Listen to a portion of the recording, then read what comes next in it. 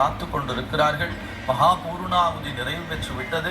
எம்பெருமானுடைய திருவருளை அள்ளி பருகுவதற்காக இவர்கள் எல்லோரும் வெற்றிவேல் முருகனுக்கு அரோகரா என்று சொல்லக்கூடிய கோஷத்தை மனதிலே நிறுத்தி கொண்டு கந்தர் சஷ்டி கவசம் வாங்காங்க. இன்றைக்கு சஷ்டி.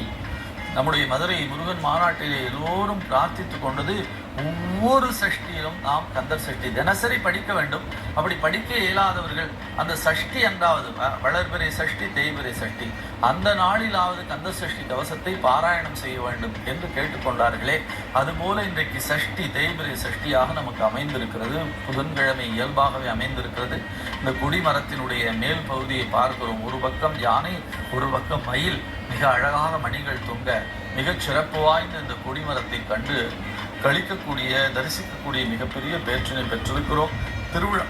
திருவிழா நடைபெறுகிறது என்று சொன்னால் இந்த கொடிமரத்தின் மேலேதான் கொடியை ஏற்றுவார்கள்.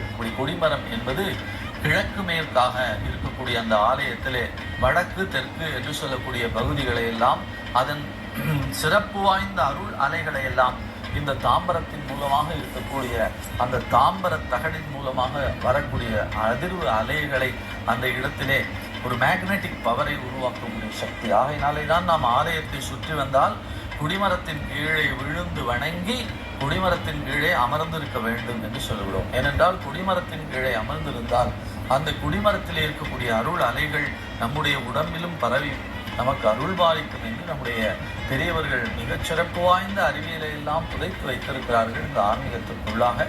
அப்படி சிறப்பு வாய்ந்த அறிவியல் நோக்கில் இருக்கக்கூடிய சிறப்பு வாய்ந்த இந்த ஆலயத்திலே ஆறுமுக பெருமான் மிக சிறப்பாக ஒரு பக்கம் அக்னி நின்று வணங்கி கொண்டிருக்கிறார். அக்னி பகவான் 2 தலைகளோடு இருக்கிறார். அவர் வணங்கி கொண்டிருக்கிறார்.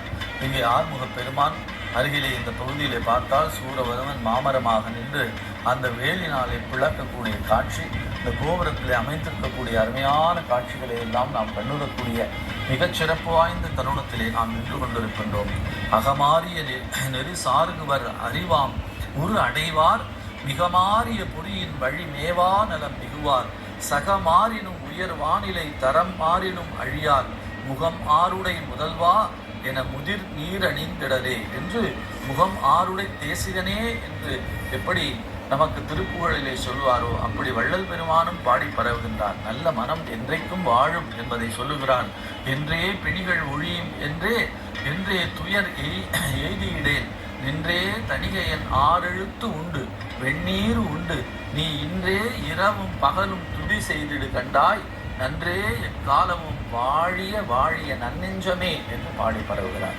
அப்படி அந்த நெஞ்சத்தை வாழி என்று சொல்லி என்ன செய்ய வேண்டும் என்று சொன்னார்? இரவும் பகலும் துதி செய் என்று சொல்லுகிறார். இரவும் பகலுமாக அந்த எம்பெருமானை நாம் துதி செய்து கொண்டே இருக்க வேண்டும், அவன் நாமத்தை சொல்லிக்கொண்டே இருக்க வேண்டும் என்று சொல்லுகிறார். சரண கமலாலயத்தை அரை நிமிட நேரமட்டில் தவமுறை தியானம் வைக்க அறியாத சட கசட மூட மட்டி பச்சை கொடியை அசைப்பதற்காக காத்து கொண்டிருக்கிறார்கள். பச்சை கொடி அசைக்கப்பட்டிருக்கக்கூடிய அருமையான தருணமாக இந்த தருணம் இருக்கிறது.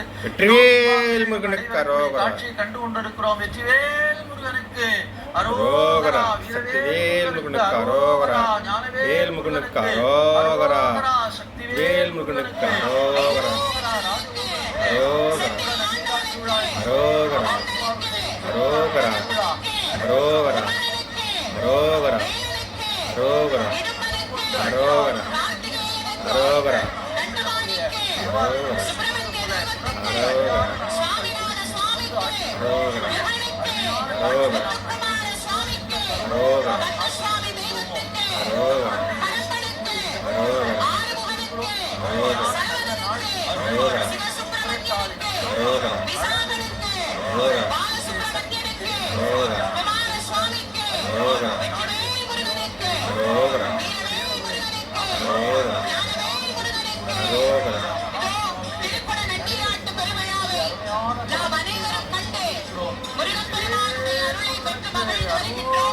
ஞானவேல் முருகனுக்கு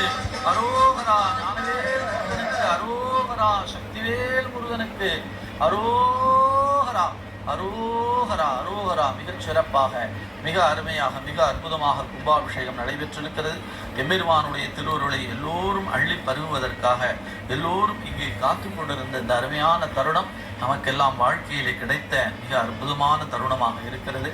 இந்த தருணத்திலே எம்பெருமானுடைய திருவருளை பெற்று நாமெல்லாம் மிகப்பெரிய பேர் உடையவர்களாக இருக்கிறோம்.